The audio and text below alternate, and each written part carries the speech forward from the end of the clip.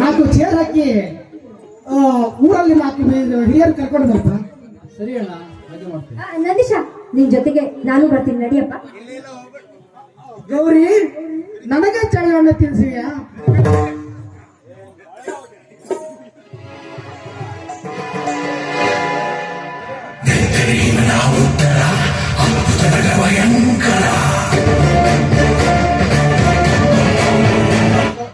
ನಮಸ್ಕಾರ ಶಿವಲಿಂಗಪ್ಪನವರಿಗೆ.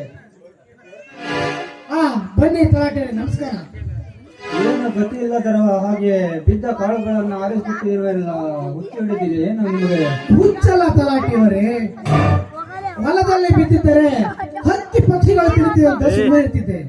ಹಣದಾಗ ಬಿದ್ದಿದ್ರೆ ಇಲಿ ಕೋಳಿಗಳು ತಿರುತ್ತಂತ ಹಾಗೆ ಬಿಡ್ತಿದ್ದೆ. ಇದು ಓಡಾಡೋ ಜಾಗದಲ್ಲಿ ಬಿದ್ದಿದೆ. ಬಲ್ಲವ್ರು ಹೇಳಿದ್ದಾರೆ ತಿನ್ನ ಅನ್ನ ತುಳಿಬಾರ್ದು ಅಂತ, ಅದಕ್ಕೆ ಆರಿಸ್ತಿದ್ದೆ. ಗಲಾಟೆ ಈಗಲಾದರೂ ಗೊತ್ತಾಗಿದೆ. ತಿಪ್ಪೆಯಲ್ಲಿದ್ದವರನ್ನು ಉಪ್ಪುರಿಗೆ ಹೊಸಪಟ್ಟರೆ ಹೀಗೆ ಆಗುವುದು ವ್ಯತ್ಯಾಸ. ಏ ಬ್ರಹ್ಮ, ಏ ನಂದೀಶ,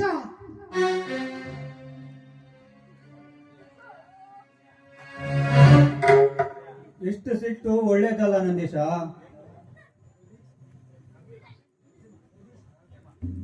ಜಗದೀಶ, ಚಿನ್ನದಂತ ಹುಡುಗಿನ ತಂದು ಹುಡುಗನ ಕೈಯಲ್ಲಿ ಕೊಟ್ಟಿರಿವಲ್ಲ, ನಿನಗೇನಾದ್ರೂ ಬುದ್ಧಿ ಇದೆಯಾ? ನಿನ್ನ ತಂಗಿಗೆ ಗಂಡುಗಳೇನು ಬರವೇ? ಶ್ರೀಮಂತರ ಗಣಗಳು ಸರತಿ ಸಾಲಿನಲ್ಲಿ ನಿಲ್ಲುತ್ತಿದ್ದರು. ಮೂರ್ಖತನದ ಮಾತೆ ಕೊಟ್ಟು ಬಿದ್ದು ಶತಮೂರ್ಖ ನೀನಾದೆ. ಸಾಹೇಬ್ರೆ, ನನ್ನ ತಂಗಿಯ ಹಣೆ ಬರದಲ್ಲಿ ಆ ನಂದೀಶನೇ ಅವಳ ಗಂಡನೆಂದು ಬರೆದಿರುವಾಗ ಯಾರು ತಾನೇ ಏನು ಮಾಡಲು ಸಾಧ್ಯ?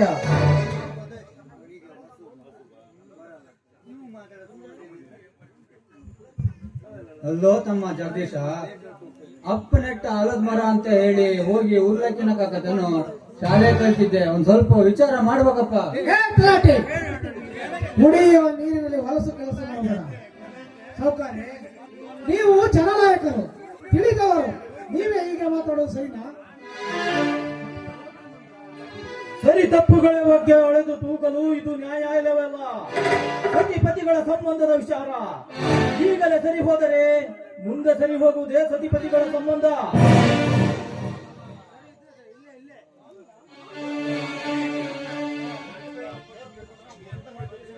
ಶಿವಲಿಂಗ,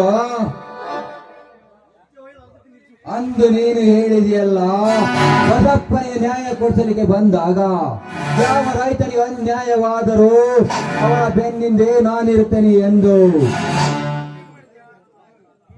ಅದಕ್ಕೆ ಜನನಾಯಕರಾದ ನಾನು ಹೇಳುವೆ, ಜನರ ಯೋಗಕ್ಷೇಮವನ್ನು ದೃಷ್ಟಿಯಿಂದ ಹೇಳುತ್ತಿರುವೆ. ಸಿಟಿಯಲ್ಲಿ ಹಾಯಾದ ಬೆಳೆದ ಆ ಹುಡುಗಿಯಲ್ಲಿ, ಹೊಲದಲ್ಲಿ ಹಳ್ಳಿಯಲ್ಲಿ ಹುಟ್ಟಿ ಹೊಲದಲ್ಲಿ ದುಡಿಯುವ ನಿನ್ನ ತಮ್ಮನಲ್ಲಿ ಇರುವ ಸತ್ಯವನ್ನು ಹೇಳಿದರೆ ಯಾಕೆ ಸಿಟ್ಟಿಗೆ ಏರುತ್ತಿರುವೆ?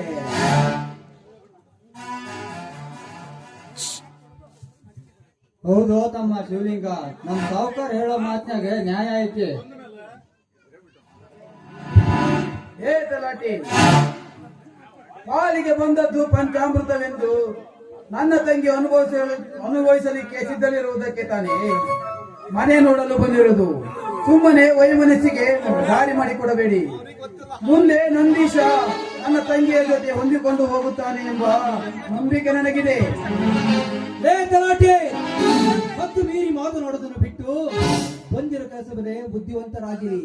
ಗುದ್ದಾಡುವುದು ಶೋಭೆ ಅಲ್ಲ, ನಿಮ್ಮಂತ ಬುದ್ಧಿವಂತರಿಗೆ. ಶೋಭೆ ಬಗ್ಗೆ ಮಾತನಾಡುವ ಹಕ್ಕು ಈ ಗೂಬೆಗಿಲ್ಲ.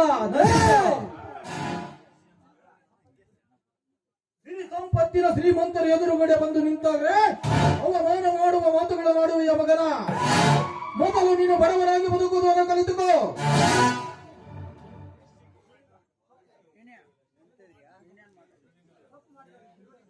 ತಪ್ಪು ಮಾಡಿದವರಿಗೆ ಬುದ್ಧಿ ಹೇಳಲು ಬಡವ ಶ್ರೀಮಂತನಾಗಬೇಕೆಂದರೆ ಚಪ್ಪಲಿ ಹೊಲೆಯವರು ಬುದ್ಧಿ ಹೇಳಬಹುದು.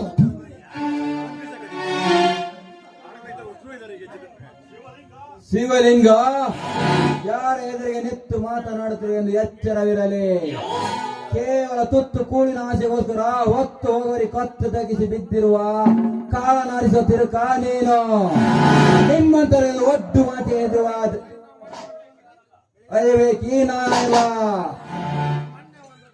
ನಿಮ್ಮ ಮಾತಿಗೆ ಸಡ್ಡು ಹೊಡೆದು ನಿಲ್ಲುವ ದಂಡನಾಯಕ ಈ ನರಸಿಂಹ. ಏ ಗೌಡ, ಬಾಯಿ ಬೆಂಕಿ ಹಿಡಿದು ಮಾತನಾಡು. ದೊಡ್ಡ ಕಟ್ಟಿ ಬರುವ ದಂಡನಾಯಕ ಕಾಲ ಎಂದೋ ಮುಗಿದೋಯ್ತು. ಇನ್ನು ನೀನ್ಯಾವಲ್ಲ ದಂಡನಾಯಕ? ಏನಂದೆ? ಬಿತ್ತಿರುವ ಕಾಳನ್ನು ಆರಿಸುವ ತಿರುಕ ಎಂದೆಯ ಮನೆ ಮುರುಕ. ಇನ್ನೊಂದು ಸಾರಿ ಯಾತ್ರೆ ಮಾತಾಡಿದರೆ ಪರಿಣಾಮ ನೆಟ್ಟಗಿರುವುದಿಲ್ಲ. ಏನ್ರಿ ನೀವು ಮನೆಗೆ ಬಂದ ಅತಿಥಿಗೆ ಈ ರೀತಿಗೆ ಬಾಯಿಗೆ ಬಂದಂತೆ ಮಾತನಾಡುದು ಸರಿಯಲ್ಲ ರೀ, ಸರಿಯಲ್ಲ ನೀವು. ಹೌದಣ್ಣ, ಸಮಾಧಾನದಿಂದ ಸಂಬಂಧ ಬೆಳೆಸೋಣ. ಸುಮ್ಮನೆ ಯಾಕೆ ಕಿತ್ತಾಟ? ಆಯ್ತು ಜಗದೀಶ, ಹೇಳಬೇಕಾಗಿ ಕ್ಷಮಿಸಿ ಸಾಕಾರೆ, ಕ್ಷಮಿಸಿ. ನೋಡಿ, ಹುಲಿಯ ಜೊತೆ ಯಾವತ್ತಾದ್ರೂ ಇಲ್ಲಿ ಹಠ ಸಾಧಿಸುವ ಅಂತ ಹೇಳಿ.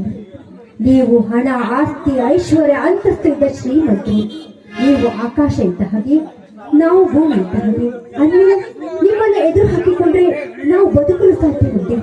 ಸ್ವಲ್ಪ ಒಂದ್ ನಿಮಿಷ ಇಲ್ಲೇರಿ, ಬರ್ತೀನಿ. ನೋಡಿದೆ ಶಿವಲಿಂಗ, ನಿನ್ನ ಹೆಂಡತಿ ಹಾಗೆ ಸಹನೆಯಿಂದ ಬದುಕಿದರೆ ನಿನಗೆ ಉಳಿಗಾಲ. ಇಲ್ಲವಾದರೆ ಈ ಶ್ರೀಮಂತನ ಎದುರು ಸುಟ್ಟು ಹೋಗುವೆ ಮಗನ. ಶಿವಲಿಂಗ, ನಿನ್ನ ಪರಿಸ್ಥಿತಿ, ನಿನ್ನ ಸೊಕ್ಕಿನ ಮಾತಿಗೆ ಬೆಲೆ ಕೊಡದೆ ನಿನ್ನ ಹೆಂಡತಿ ಬದುಕೋ ದಾರಿಯನ್ನು ಚೆನ್ನಾಗಿ ಅರಿತಿದ್ದಾಳೆ. ಅವಳನ್ನು ನೋಡಿ ಕಲಿತ್ಕೋ.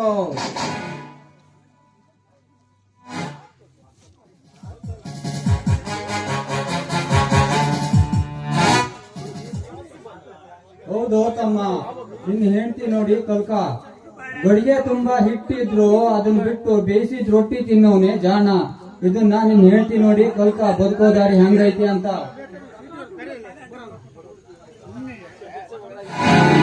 ನೋಡಿ ಶಿವಲಿಂಗ, ನಿನ್ನ ಹೆಂಡತಿಯಂತೆ ಸಹನೆಯಿಂದ ವರ್ತಿಸಿದರೆ ಸರಿ. ಇಲ್ಲವಾದರೆ ಈ ಬ್ರಹ್ಮನ ಕೋಪಕ್ಕೆ ಸುಟ್ಟು ಭಸ್ಮವಾಗಬೇಕಾಗುತ್ತದೆ. ಎಚ್ಚರ.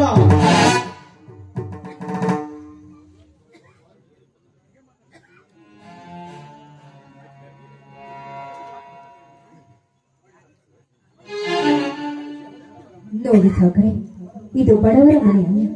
ಇದನ್ನ ಆರಾಮಾಗಿ ತಿನ್ನಿ, ಬೇಕಾದ್ರೆ ಇನ್ನೂ ಸ್ವಲ್ಪ ತರ್ತೀನಿ.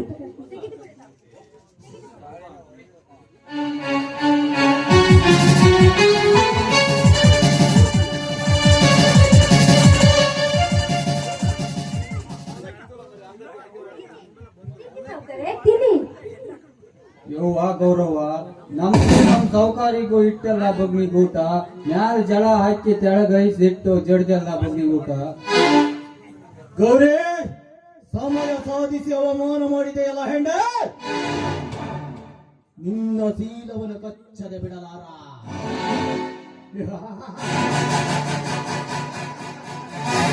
ತುಂಬು ಯೌವನದ ನಿನ್ನ ಅಂದ ಸೌಂದರ್ಯವನ್ನು ಸವಿದು ನಿನ್ನನ್ನು ನಾಯಿ ಮುಟ್ಟಿದ ಮಡಕೆಯಂತೆ ಮಾಡದಿದ್ದರೆ ಇವನು ಈ ಕಲಿಯುಗದ ಬ್ರಹ್ಮನೇ ಅಲ್ಲ.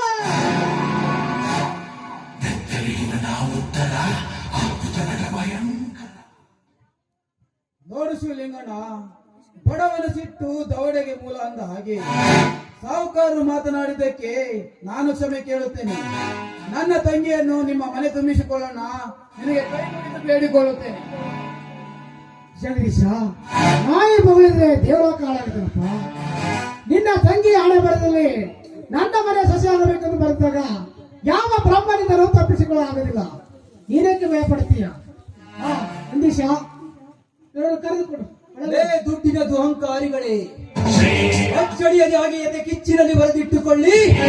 ನಾನು ಹೇಳುವ ಮಾತನ್ನು ನಮ್ಮ ಅಣ್ಣನ ತಿರುಕ ಅಂದಿರಲ್ಲ. 9 ತಿಂಗಳ ಕಾಲ ತನ್ನ ತಾಯಿಯ ಮಡಿಯಲ್ಲಿಟ್ಟುಕೊಂಡು ಬೆಳೆಸಿದರೆ ಇನ್ನು 6 ತಿಂಗಳ ಕಾಲ ತನ್ನ ಎದೆ ಹಾಲನ್ನು ಕೊಟ್ಟು ಬೆಳೆಸುತ್ತಾಳೆ.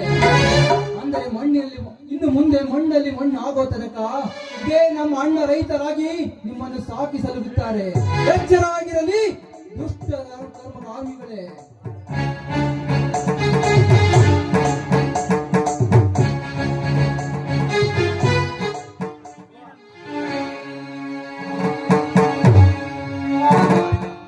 ಗೌರಿ, ಸಮಯ ನೋಡಿ ಅವಮಾನ ಮಾಡಿದೆಯಲ್ಲ ಹೆಣ್ಣೆ, ನಿನ್ನನ್ನು ಹಾಗೆ ಬಿಡಲಾರ. ಸಮಯ ನೋಡಿಸಿ ಸಂಚುಕಾರ ತಂದೊಡ್ಡದೆ ಬಿಡಲಾರ ಈ ಕಲಿಯುಗದ ಭ್ರಮ.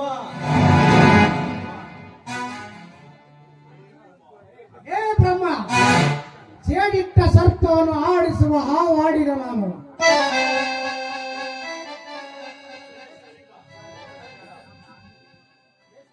ಲೇ ಶಿವಲಿಂಗ, ನಿಮ್ಮಂತಹ ಮಾಡಿಗರ ಗಂಡ ನರವನ್ನು ಕಿತ್ತು ಚಂದನಾಗಿ ಮಾಡಿ ಸಾಯುವವರೆಗೂ ನರಕ ಯಾತನ ಅನುಭವಿಸುವ ಹಾಗೆ ಮಾಡದೆ ಹೋದರೆ ನನ್ನ ಹೆಸರು ನರಸಿಂಹ ಪಾಟೀಲೇ ಅಲ್ಲ.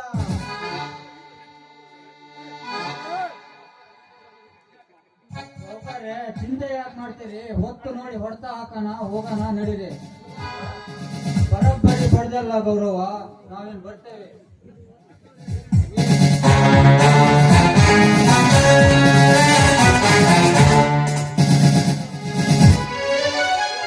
ಬೇಷ್ ಗೌರಿ ಬೇಷ್. ನಿನ್ನಂತ ಮಡದಿಯನ್ನು ಪಡೆದ ನಾರೇ ಪುಣ್ಯ. ಗುಟ್ಟಿನ ಆಕಾರದ ಮೇಲೆತ್ತಿರುವವರಿಗೆ ಅನ್ನದ ಬೆಲೆ ಏನೆಂದು ತಿಳಿಸಿಕೊಟ್ಟೆ. ಹೌದ್ರಿ ನೋಡಿ, ಯಾವತ್ತು ಕತ್ತೆಗೆ ಲತ್ತೆ ಪೆಟ್ಟು ಕೊಟ್ಟಾಗ್ಲೇ ಅವ್ರಿಗೆ ಬುದ್ಧಿ ಬರುತ್ತೆ ಅಂತ ಹೇಳ್ತಾರಲ್ಲ, ಆಗ್ಲೇ ಅವ್ರಿಗೆ ಬುದ್ಧಿ ಬರುತ್ತೆ. ಅದ್ರ ಬಗ್ಗೆ ನೀವೇನು ಚಿಂತೆ ಮಾಡ್ಬಿಡಿ. ಬನ್ನಿ ಹೊರಗಡೆ ಹೋಗಿ ಊಟ ಮಾಡೋಣ, ನಡೀರಿ. ಗೌರಿ, ಊಟ ಯಾರಿಗೆ ಬೇಕು ಚಿನ್ನ? ಈ ರೈತ ಮೆಚ್ಚಿದ ಮಡದಿಯಿಂದ ಸುಂದರವಾದ ಒಂದು ಗಾನ